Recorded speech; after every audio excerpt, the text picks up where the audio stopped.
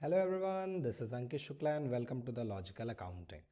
बाबू, अपनी last class में हमने इंटरेस्ट ऑन कैपिटल ख़त्म कर लिया था और आज की क्लास में हम इंटरेस्ट ऑन ड्राइंग के कॉन्सेप्ट को डिस्कस करने वाले हैं। ठीक है, चलिए देखो। अब हमने कल ही ये चीज़ समझी थी कि ड्राइंग दो टाइप की होती है। एक होती है हमारी ड्राइंग आउट ऑफ कैपिटल और दूसरी होती है ड्राइंग आउट ऑफ प्रॉफिट।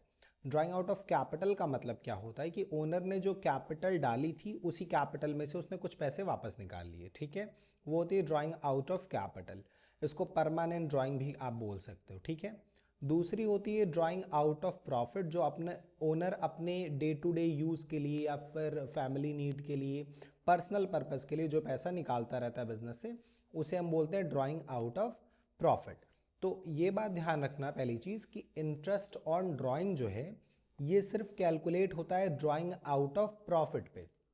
यानी अगर कभी किसी क्वेश्चन में ड्राइंग आउट ऑफ कैपिटल दिया है तो आप इस पे इंटरेस्ट ऑन ड्राइंग कैलकुलेट नहीं करोगे, नो इंटरेस्ट ऑन ड्राइंग। ठीक है, तो फिर यूज़ क्या होता है sir drawing out of capital का? हमने कल की क्लास में देखा था कि जो भी हमारी ड्राइंग आउट ऑफ कैपिटल होती है उसको हम इंटरेस्ट ऑन कैपिटल कैलकुलेट करने के लिए यूज़ करते हैं। ठीक, तो पहली चीज़ आपकी क्लियर हो गई कि सर ड्राइंग जो होती है वो दो टाइप की होती है और interest on drawing out of profit वाली ड्राइंग पे निकलता है। ठीक है, अगर क्वेश्चन में नहीं बताता है कि ड्राइंग आउट ऑफ कैपिटल है कि आउट ऑफ प्रॉफिट है तो हम हमेशा ड्राइंग को क्या मानते हैं बाबू? आउट ऑफ प्रॉफिट मानते हैं। चलिए, अब इंटरेस्ट ऑन ड्राइंग निकालने का फॉर्मूला क्या होता है? तो बेसिक फॉर्मूला बहुत सिंपल सा है कि जो भी हमारी टोटल ड्राइंग है उसमें इंटरेस्ट ऑन ड्राइंग के रेट को अप्लाई कर दें, रेट अपॉन 100, और एवरेज ड्यू डेट, एडीडी का मतलब क्या होता है सर? Average due date. ठीक है, तो total drawing into rate upon 100 into average due date और टाइम लेफ्ट और 6 डिवाइडेड बाई 12। अब कब एवरेज ड्यू डेट लगता है, कब टाइम लेफ्ट लगता है और कब 6 लगता है, इसके बारे में थोड़ा सा समझ लेते हैं और एवरेज ड्यू डेट की मीनिंग क्या होती है ये भी समझ लेते हैं। ठीक है, अभी बेसिक एक फॉर्मूला आपको समझ में आ गया कि इन तीन चीज़ों में से कोई एक चीज़ होगी, या तो एडीडी बाई 12 होगा, या टाइम लेफ्ट बाई 12 होगा, या फिर 6 बाई 12 होगा। ठीक है, अब देखो यूज क्या होगा इन तीनों में से, ये टोटली डिपेंड कर जाता है पैटर्न ऑफ ड्राइंग पे। पैटर्न ऑफ ड्राइंग का मतलब क्या है कि पार्टनर किस तरीके से बिजनेस से पैसा निकालते हैं। जैसे पहला पैटर्न क्या हो सकता है? Equal amount at equal time interval. जब पार्टनर सेम अमाउंट बार बार विड्रॉ कर रहे हैं और एक ही टाइम इंटरवल पे विड्रॉ कर रहे हैं, यानी दो ड्राइंग के बीच का जो टाइम गैप रहता है वो हमेशा सेम रहता है। जैसे एग्जाम्पल के लिए हम कंसीडर कर सकते हैं कि कोई मिस्टर ए हैं, वो विड्रॉ कर रहे हैं 3,000 रुपये पर मंथ, तो हर महीने 3,000 निकाल रहा है, अमाउंट सेम है। And in the beginning of every month, हर महीने की पहली तारीख को वो पैसा निकाल ले रहा है, तो दो ड्राइंग के बीच का टाइम गैप भी सेम है। इस सिचुएशन को बोलते हैं equal time with equal time, equal amount with equal time interval. ठीक है, चलो ये पर मंथ भी हो सकता है, पर क्वार्टर भी हो सकता है, ठीक है, एवरी 6 मंथ भी हो सकता है, और डेट भी कुछ भी हो सकती है, बिगिनिंग ऑफ द मंथ या beginning of the quarter, middle of the month या मिडिल ऑफ द क्वार्टर, या फिर एंड ऑफ द मंथ या एंड ऑफ द क्वार्टर। ठीक है, कुछ भी हो सकता है। बस ये आपको समझना है कि अगर इक्वल टाइम है और इक्वल अमाउंट है तो हम क्या यूज करते हैं फॉर्मूले में? एवरेज ड्यू डेट यूज करते हैं। अब एवरेज ड्यू डेट निकलती कैसे? तो बहुत सिंपल है, time left after first drawing, यानी जो भी पहली वाली ड्राइंग रही होगी उसके बाद कितना टाइम बचा, plus time left after last drawing, जो आखिरी ड्राइंग होगी उसके बाद कितना टाइम बचा, डिवाइडेड बाई 2। जैसे अगर इसी एग्जांपल पे हम एवरेज ड्यू डेट निकालने की कोशिश करें तो क्वेश्चन हमसे क्या कह रहा है कि मिस्टर ए विड्रॉ कर रहे हैं 3,000 रुपये हर महीने in the beginning of every month. Formula क्या होता है बाबू? Total drawing. तो टोटल ड्राइंग क्या हो जाएगी? 3,000 रुपये हर महीने निकाल रहा है, तो 3,000 इंटू 12, यानी कि 36,000 मेरी टोटल ड्राइंग होगी। रेट अभी मान लेते हैं, मान लो क्वेश्चन में दिया था 10% पर एनम, तो 10/100, और चूंकि हर महीने बिगिनिंग में विड्रॉ कर रहा है तो equal amount equal time interval आ रहा है, तो हम क्या यूज करेंगे फॉर्मूले में? एडीडी डिवाइडेड बाई 12, तो average due date divided by 12। अब ये एवरेज ड्यू डेट कैसे निकलेगा? तो इसको निकाल लेते हैं, time left after first drawing, ए कब विड्रॉ कर रहा है बाबू? 3,000 रुपए हर महीने की बिगिनिंग में। हमारा ईयर होता है 1 अप्रैल से लेके 31 मार्च तक। तो अगर बिगिनिंग ऑफ एवरी मंथ कर रहा है तो जो इसकी सबसे पहली ड्राइंग होगी वो 1 अप्रैल को होगी, क्योंकि अप्रैल से ईयर शुरू हो रहा है और हर महीने के बिगिनिंग में निकाल रहा है, तो 1 अप्रैल को उसने पैसा निकाला। तो 1 अप्रैल के बाद कितना टाइम बचा? Time left after first drawing. तो अभी तो 1 अप्रैल है, तो अप्रैल भी पूरा बचा हुआ है और बाकी सारे महीने भी बचे हुए हैं, तो हमारा time left after first drawing हो गया 12 मंथ। ठीक, प्लस क्या करना है? Time left after last drawing.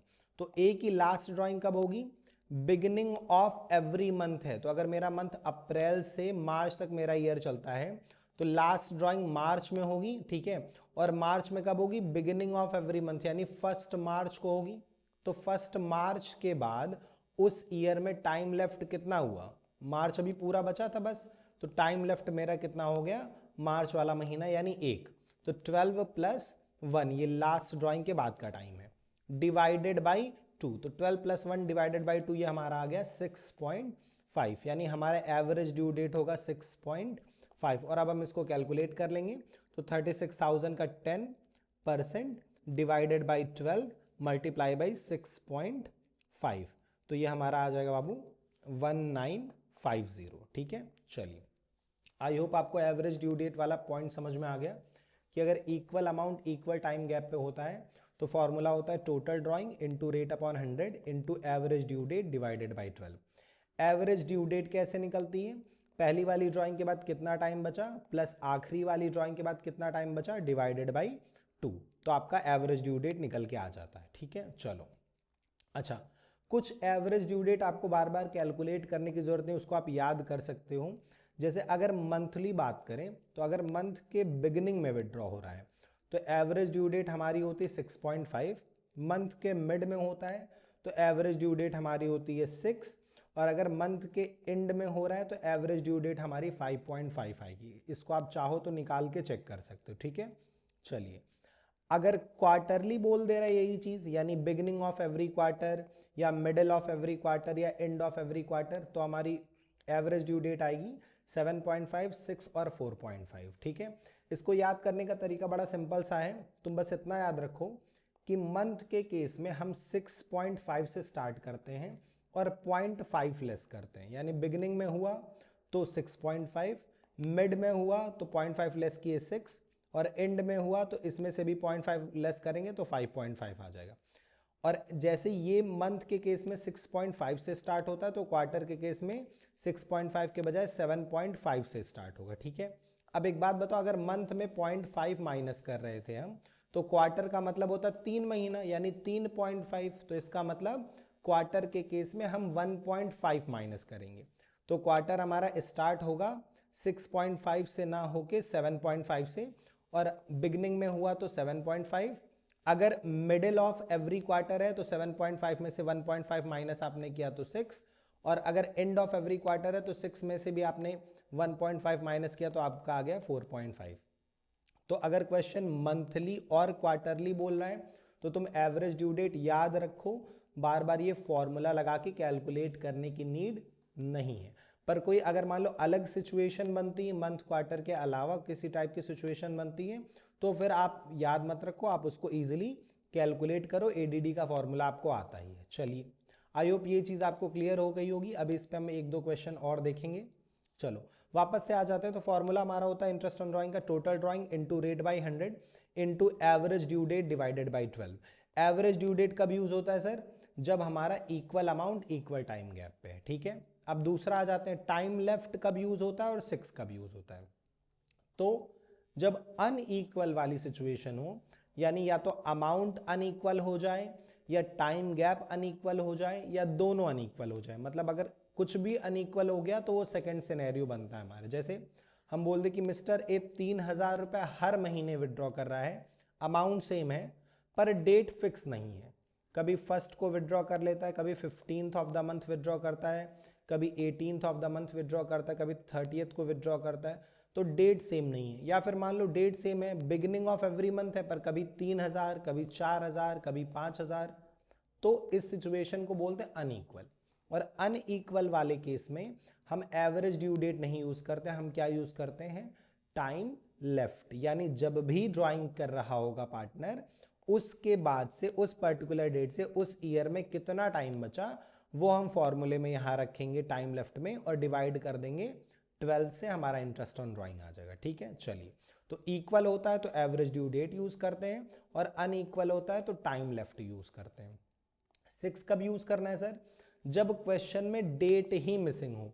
यानी अब हम इक्वल और अनइक्वल की बात नहीं कर रहे हैं, अब हम बात कर रहे हैं कि क्वेश्चन में डेट ही मेंशन नहीं थी। अमाउंट से फर्क नहीं पड़ता, अगर क्वेश्चन डेट ही आपको नहीं बताएगा तो उस केस में आप क्या करोगे, आप एडीडी और टाइम लेफ्ट नहीं लोगे, आप लोगे हाफ ऑफ अकाउंटिंग पीरियड। यानी उस अकाउंटिंग पीरियड में जितना भी मंथ था उसका हाफ। यूजुअली हमारे अकाउंटिंग पीरियड में 12 महीने होते हैं, तो 12 मंथ का हाफ कितना होता है, 6 होता है। पर मान लो कोई नया बिजनेस है जो पहले साल सिर्फ 8 ही महीने बिजनेस कर रहा है, 8 ही महीने उसका बिजनेस चला पहले साल, और उस केस में कोई पार्टनर ड्राइंग किया और डेट नहीं दी हुई, तो हम 6 नहीं लेंगे, तब हम 8 का हाफ लेंगे, यानी कि 4 कंसीडर करेंगे। ठीक है, तो आई होप ये चीज आपको क्लियर हो गई कि अगर equal amount equal time gap है तो एवरेज ड्यू डेट यूज करना है, अनइक्वल है तो टाइम लेफ्ट यूज करना है, और अगर डेट ऑफ ड्राइंग नहीं दी है तो जो भी अकाउंटिंग पीरियड है उसका हाफ, जैसे 12 का हाफ 6 होता है तो 6 यूज करना है। ठीक है, तो इस तरीके से हमारा इंटरेस्ट ऑन ड्राइंग कैलकुलेट होता है। किस पे कैलकुलेट होता है, ड्राइंग आउट ऑफ प्रॉफिट पे। कैसे कैलकुलेट होता है, जो भी ड्राइंग है into rate upon 100 into average due date या टाइम लेफ्ट या 6 डिवाइडेड बाई 12। आई होप ये चीज आपको क्लियर हो गई होगी। अब ये क्लियर हो गया बाबू, तो आओ एक क्वेश्चन से थोड़ा सा चीजों को और अच्छे से समझने की कोशिश करते हैं। ये क्वेश्चन क्या कह रहा है कि कैलकुलेट करिए interest on drawing of Shri Ganesh at 9% पर annum for the year ended in each of the following alternative cases. इन केसेस में ये टोटल 5 केसेस दिए हैं, इसमें हमें क्या निकालना है बाबू, इंटरेस्ट ऑन ड्राइंग निकालना है। ठीक है, चलिए कर लेते हैं। तो केस नंबर 1 पहले सॉल्व करते हैं। केस नंबर 1 में क्वेश्चन क्या कह रहा है कि ही withdraw 4000 per month in the beginning of every month. तो 4000 पर मंथ है तो टोटल ड्राइंग हो गई 4000 इंटू 12 यानी कि 48,000 इंटू रेट है 9/100 इंटू हम यूज क्या करेंगे बाबू, एवरेज ड्यू डेट या टाइम लेफ्ट या फिर 6। यहां पे हम यूज करेंगे सर एवरेज ड्यू डेट। क्यों, क्योंकि बिगिनिंग ऑफ एवरी मंथ, ये इक्वल अमाउंट भी है इक्वल टाइम गैप भी है, और अगर मंथ के बिगिनिंग में होता है तो हम 6.5 यूज करते हैं। तो ये हमारा फॉर्मूला हो गया। कैलकुलेट कर लेते हैं तो ये हमारा अमाउंट आ जाएगा बाबू 48,000 का 9% divided by 12 multiply by 6.5। Average due date हमने इसलिए नहीं कैलकुलेट किया क्योंकि अभी हम लोग सीखे हैं थोड़ी देर पहले कि मंथ के केस में और क्वार्टर के केस में हम याद रख सकते हैं चीजें, इसको कैलकुलेट बार बार करने की जरूरत नहीं। चलिए केस 2 पे बढ़ते हैं। केस 2 क्या कह रहा है, if he withdraw 5,000 per month at the end of every month, हर महीने 5,000 रुपए निकालना है तो साल का ड्रॉइंग हो गया 5,000 इंटू 12 यानी कि 60,000 इंटू रेट हमारा है 9/100 into and of every month है, सेम अमाउंट है तो average due date divided by 12। अच्छा, मंथ के केस में क्या था, बड़ा सिंपल है, 6.5 अगर बिगनिंग में है, मिड में है तो 6 और एंड में है तो 5.5, यानी यहाँ हमारा एवरेज ड्यू डेट हो गया 5.5। ठीक है, इसको भी चेक कर लेते हैं क्या आंसर आता है। तो ये हमारा हो जाएगा बाबू 60,000 का 9% डिवाइडेड बाई 12 मल्टीप्लाई बाई 5.5, ये आ जाएगा हमारा आंसर 2475। आई होप आपको चीज़ें अच्छे से समझ में आ रही होंगी।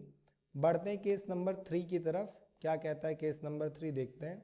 यहाँ पे दिया हुआ है if he withdrew 6,000 per month, 6,000 per month है सर, तो 6,000 पर मंथ यानी टोटल ड्राइंग हो गई 6,000 इंटू 12 यानी कि 72,000 पर मंथ बोला है 9/100। अब सोच के बताओ क्या यूज होगा। ठीक है, मैं थोड़ा सा स्टॉप करता हूं, आप सोचो, 2 सेकंड का पॉज लो और सोचो क्या यूज होगा। अब आपको लग रहा होगा कि सर ये तो 6,000 है, हर महीने है, तो ये तो एवरेज ड्यू डेट वाला केस है। पर बेटा हर महीने तो है, लेकिन मंथ में कब? बिगनिंग में है, मिड में है, एंड में है, एज सच तो कुछ दिया नहीं है। तो अगर ये सारी चीज़ें हमें नहीं दी है, मतलब क्वेश्चन आपको कंफ्यूज कर रहा है, उसने पर मंथ तो आपको बता दिया पर ये नहीं बताया कि महीने में कब विड्रॉ हो रहा है। इसका मतलब इन शॉर्ट यहाँ पे डेट ऑफ ड्राइंग क्या है? नहीं दी हुई। और अगर कभी डेट ऑफ ड्राइंग मिसिंग होती है तो हमारे किस केस में आता है बाबू? थर्ड केस में आता है, जहां हम यूज करते हैं हाफ ऑफ अकाउंटिंग ईयर। 12 महीने का हाफ क्या होता है बाबू? 6। तो ये हो जाएगा 6। तो ये हमारा आ जाएगा 72,000 का 9% डिवाइडेड बाई 12 मल्टीप्लाई बाई 6। तो ये आ गया 3240। ठीक है, चलिए बढ़ते हैं बाबू केस नंबर 4 की तरफ। केस नंबर 4 कह रहा है if he withdraw 72,000 rupees during the year. यहाँ पर मंथ का हिसाब नहीं है, क्वेश्चन आपको सीधे बता दिया कि उसने 72,000 की टोटल ड्राइंग की है। तो 72,000 का 9/100। अब देखो 72 की टोटल ड्राइंग है, इक्वल में अनइक्वल में नहीं आएगा जब डेट ही मिसिंग है, क्योंकि 72,000 हुआ है ये तो ठीक है, पर कब हुआ ये नहीं दिया है। तो डेट ऑफ ड्राइंग मिसिंग होती है तो 6/12 कर देते हैं। और पिछले केस की तरह इसकी भी सेटिंग बैठी हुई है, तो ये हमारा आंसर सेम आ जाएगा 3240। आई होप आपको इतनी चीज़ें एकदम अच्छे से क्लियर हो रही हैं। चलिए अब अगर इतनी चीज़ें समझ में आ गई बाबू, तो बढ़ते हैं अपने लास्ट केस की तरफ, केस नंबर 5। केस नंबर 5 क्या कह रहा है कि if he withdrew as follows, इस तरीके से पार्टनर पैसा निकाल रहा है। कैसे निकाल रहा है बाबू? देखो अगर हम यहाँ पे डेट मेंशन करें तो एक बार उसने पैसा विड्रॉ किया 30 अप्रैल को, फिर उसने पैसा विड्रॉ किया 1 जुलाई को, ठीक है, फिर उसने पैसा विड्रॉ किया हुआ है, या मैं लिख क्यों रहा हूँ ये सारी चीज़ें, तो यहाँ मेंशन है, यहाँ टॉप पे मेंशन कर देते हैं। तो डेट हमें दी अब अलग अलग, अगर नोटिस करो कभी 30 है, कभी 1 है, कभी 30 है, कभी 31 है। तो डेट सेम नहीं है। अमाउंट देखो 10, 15, 18, 12, 20, अमाउंट भी सेम नहीं है। तो ये हमारे किस में आता है बाबू? किस केस में? सेकेंड केस में, अनइक्वल वाले में। और अनइक्वल में क्या फॉर्मूला होता है? Time left divided by 12। चलिए तो सर यहाँ तो मल्टीपल ड्राइंग दी हुई है, तो बेटा मल्टीपल दी हुई है तो मल्टीपल निकाल लेते हैं। डेट, अमाउंट, तो आप क्या करोगे? आप यहाँ पे टाइम लेफ्ट निकाल लो, टाइम लेफ्ट। तो 30 अप्रैल को अगर उसने ड्राइंग की है तो 30 अप्रैल के बाद से ईयर एंड होने में कितना टाइम बचा? अप्रैल पूरा चला गया है तो 11 महीने बचे। 1 जुलाई, तो अगर 1 जुलाई को उसने ड्राइंग की है तो 1 जुलाई के बाद से अप्रैल, मई, जून, 3 महीने चले गए तो कितने महीने बचे? 9 मंथ बच गए। फिर अगला है 1 अक्टूबर, तो अक्टूबर, नवंबर, दिसंबर, जनवरी, फरवरी, मार्च, यहाँ पे टाइम लेफ्ट क्या हुआ? 6। फिर अगला 30 नवंबर, तो 30 नवंबर के बाद दिसंबर, जनवरी, फरवरी, मार्च, यहाँ बचे 4 महीने। और लास्ट वाला 31 मार्च है, तो यहाँ बचा बाबू 0, टाइम लेफ्ट 0, क्योंकि मार्च को ईयर एंड हो जाता है और आपने लास्ट डेट पे विड्रॉ की है। अब अगर तुम यहाँ नोटिस करो तो तुम्हारे पास टोटल 1, 2, 3, 4, 5 अलग अलग ड्राइंग का अमाउंट है, पांचों की डेट अलग है, अनइक्वल केस में आ रहा है। तो यहाँ पे आप फॉर्मूला अलग अलग अप्लाई करोगे, यानी पहला 10,000 का 9% इंटू टाइम लेफ्ट 11/12। अगला हमारा है 15,000 का 9% इंटू टाइम लेफ्ट 9/12। अगला आपका है 18,000 इंटू 9/100 इंटू टाइम लेफ्ट इस बार आया 6/12। अगला 12,000 इंटू 12,000 इंटू रेट हमारा क्या है? 9%, तो 9/100 इंटू 4/12। और इसका चाहो तो इग्नोर कर सकते हो, क्योंकि अगर 0 से मल्टीप्लाई करेंगे तो फिर सारी वैल्यू 0 हो जाएगी। 9/100 इंटू 0/12, तो ये तो सीधे सीधे 0 हो गया। और ये सारी आप अलग से कैलकुलेट करोगे, 1, 2, 3, 4, ये 4 अलग से आप कैलकुलेट करोगे और जो आपका आएगा वो टोटल हो जाएगा। एक बार चेक करते हैं, तो 10,000 का 9% डिवाइडेड बाई 12 मल्टीप्लाई बाई 11, ये आ गया 825। ये हो गया 15,000 का 9% डिवाइडेड बाई 12 मल्टीप्लाई बाई 9, 1012.5 आ रहा है, 1013 कर लेते हैं। चलो 18,000 का 9% डिवाइडेड बाई 2, 810 और लास्टली 12,000 का 9% इंटू 4/12 360। ठीक है, अब सारी वैल्यूज जोड़ लेते हैं। 360 प्लस 810 प्लस 1013 एंड 825, तो टोटल बाबू आ गया 3008 रुपीज़। सर क्या ऐसे बार बार अलग अलग कैलकुलेट करना पड़ेगा? हाँ बेटा, अलग अलग कैलकुलेट तुमको करना पड़ सकता है, क्योंकि सर अमाउंट अलग है, डेट अलग है, टाइम लेफ्ट अलग अलग आ रहा है। तो जब टाइम लेफ्ट अलग अलग आ रहा है तो कैलकुलेशन भी हमारी अलग अलग ही होगी। ठीक है, अलग अलग होगी। पर इसी के लिए बेटा थोड़ा सा सब्र करो, इसी के लिए एक मेथड बनाया गया जिसको हम बोलते हैं प्रोडक्ट मेथड। अब प्रोडक्ट मेथड क्या कहता है? प्रोडक्ट मेथड कहता है कि सर जब आपके पास मल्टीपल अमाउंट हो और मल्टीपल ड्राइंग हो अलग अलग डेट की, तो आप प्रोडक्ट मेथड अप्लाई कर सकते हो। प्रोडक्ट मेथड क्या कहता है कि आप डेट लिख लो, अमाउंट ऑफ ड्राइंग लिख लो, टाइम लेफ्ट लिख लो और आप पहले प्रोडक्ट निकाल लो। प्रोडक्ट कैसे निकलेगा? अमाउंट और टाइम लेफ्ट को मल्टीप्लाई करके। तो थोड़ा सा मल्टीप्लाई करके चेक करते हैं अमाउंट और टाइम लेफ्ट को। तो ये हो जाएगा 11,000,000 यानी 1,10,000, और ये हो जाएगा 15,000 इंटू 9 यानी कि 1,35,000। फिर ये हो जाएगा 18,000 इंटू 6, ये आपका आ गया 1,08,000। और फिर आपका हो जाएगा 12,000 इंटू 4 48,000, और 20,000 इंटू 0 0 आ गया। ठीक है, क्या हमने किया? कुछ नहीं, अलग अलग इस बार हम कैलकुलेशन नहीं कर रहे हैं। टाइम लेफ्ट हमें पता है, अमाउंट पता है, तो हमने अमाउंट और टाइम लेफ्ट को मल्टीप्लाई करके क्या कर लिया बेटा? प्रोडक्ट निकाल लिया। ठीक है, अब सारे प्रोडक्ट को आप ऐड कर लो। ठीक, तो हम ऐड कर लेते हैं इसको। ये हमारा हो जाएगा 1,10,000, एक सेकेंड, 1,10,000 देन प्लस 1,35,000, ओके ये एक ज़ीरो ज़्यादा हो गया, देन 1,08,000 एंड देन 48,000। तो ये वैल्यू हमारे आ गई 4,01,000 रुपीज़ की। अब आप फॉर्मूला अब अप्लाई करो। तो फॉर्मूला होता है टोटल ड्राइंग, तो अब टोटल ड्राइंग नहीं होगा, अब आप लोगे टोटल ऑफ प्रोडक्ट।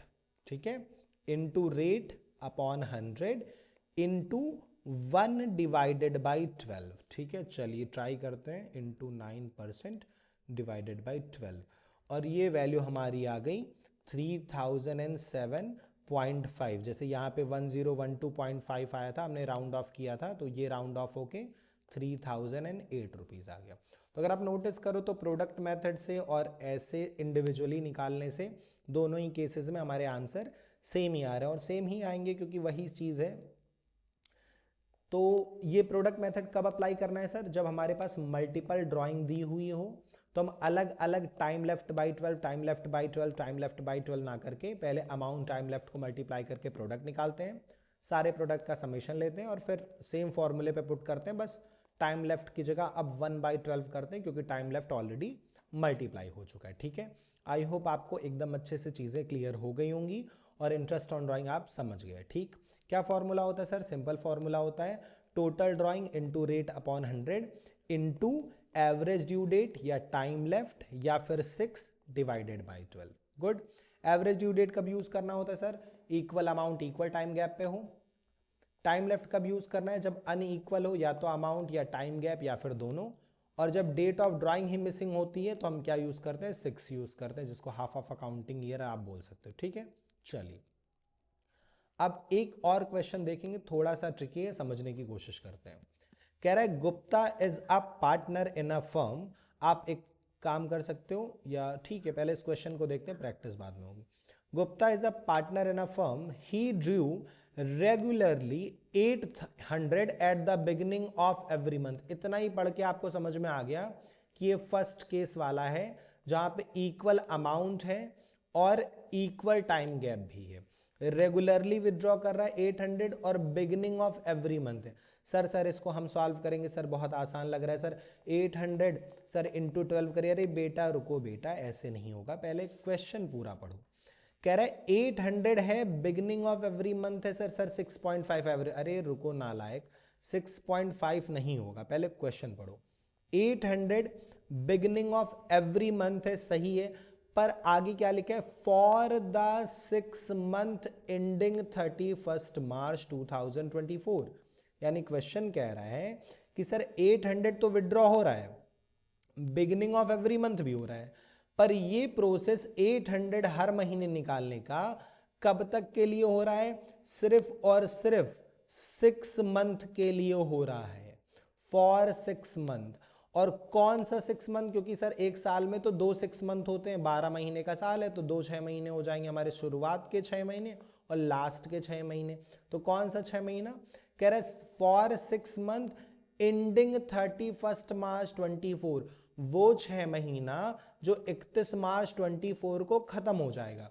यानी क्वेश्चन कहना चाह रहा है कि मिस्टर गुप्ता लास्ट के 6 मंथ में 800 रुपए beginning of every month withdraw कर रहे हैं। तो बेटा जब 6 ही महीने ड्राइंग हुई तो टोटल ड्राइंग 800 इंटू 6 हो जाएगी, यानी कि 4800, ना कि 800 इंटू 12। हाँ सर समझ गए सर, ठीक है। तो 4800, इंटरेस्ट ऑन ड्राइंग 15%, तो आप क्या करोगे? 15/100। सर अब तो लगा दें सर एवरेज ड्यू डेट 6.5/12। नहीं बेटा, 6.5 एवरेज ड्यू डेट आप कब यूज करोगे? जब बिगिनिंग ऑफ एवरी मंथ हो और ये प्रोसेस पूरे 12 महीने फॉलो हुआ हो, यानी हर महीने 12 बार टोटल ड्राइंग हुई हो, हर महीने ड्राइंग हुई हो, तब आप 6.5 यूज कर सकते हो।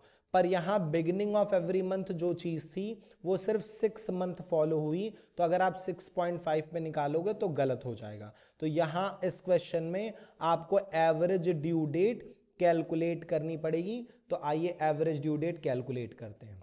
एवरेज ड्यू डेट का फॉर्मूला क्या होता है sir? Time left after first drawing. अच्छा, ड्राइंग इसकी कब थी? लास्ट के 6 मंथ। तो अप्रैल, मई, जून, जुलाई, अगस्त, सितंबर, सितंबर तक आप छोड़ दो, ये शुरुआत के 6 महीने हो गए। सितंबर के बाद अक्टूबर, नवंबर, दिसंबर, जनवरी, फरवरी एंड मार्च, लास्ट के 6 मंथ उसने ड्राइंग की है। ठीक, एवरेज ड्यू डेट का फॉर्मूला क्या होता है? Time left after first drawing. पहली बार ड्राइंग कब होगी? अक्टूबर में होगी। ठीक है, लास्ट के 6 मंथ उसने ये काम किया, तो अक्टूबर में पहली बार उसने ड्राइंग की, फिर नवंबर में करेगा, दिसंबर में करेगा, जनवरी, फरवरी, मार्च, इस तरीके से 6 महीने करेगा। तो पहली ड्राइंग उसने अक्टूबर में की। अक्टूबर में कब की? बिगिनिंग ऑफ एवरी मंथ, यानी अक्टूबर में फर्स्ट डे को उसने पैसा निकाल लिया। तो 1 अक्टूबर के बाद, यानी उसकी पहली ड्राइंग हुई होगी 1 अक्टूबर को, तो 1 अक्टूबर के बाद टाइम कितना बचा सर? अक्टूबर भी पूरा बचा है और बाकी के 5 महीने भी बचे हैं, तो टाइम लेफ्ट मेरा हो गया 6 मंथ। ठीक, प्लस एडीडी का फॉर्मूला क्या होता है? Time left after last drawing. अब लास्ट ड्राइंग कब होगी? मार्च में, वो भी 1 मार्च को। तो 1 मार्च के बाद टाइम लेफ्ट हुआ 1, तो 6 + 1 डिवाइडेड बाई 2, ये हमारा आ गया बेटा 3.5। यानी यहां हमारा हो गया 6.5 नहीं, 3.5 डिवाइडेड बाई 12। और अब इसको सॉल्व कर लेते हैं, तो 4800 का 15% डिवाइडेड बाई 12 मल्टीप्लाई बाई 3.5, और ये हमारा आ जाएगा बाबू 210 रुपीज, जो कि आंसर से मैच हो रहा है। तो आई होप आपको इंटरेस्ट ऑन ड्राइंग का कॉन्सेप्ट एकदम अच्छे से क्लियर हो गया होगा। आप प्रैक्टिस के लिए क्वेश्चन लगा सकते हो, डिस्क्रिप्शन में क्वेश्चन का मैंने एक पीडीएफ अटैच कर दिया है जो इंटरेस्ट ऑन ड्राइंग पे बेस्ड है। आप उस पर क्वेश्चन लगाओ, अगर कुछ भी डाउट होता है आप कमेंट करो, अगली वीडियो में हम उन सारे डाउट को डिस्कस करेंगे। ठीक है, आज की वीडियो के लिए इतना ही रखते हैं, मिलते हैं अगली वीडियो में।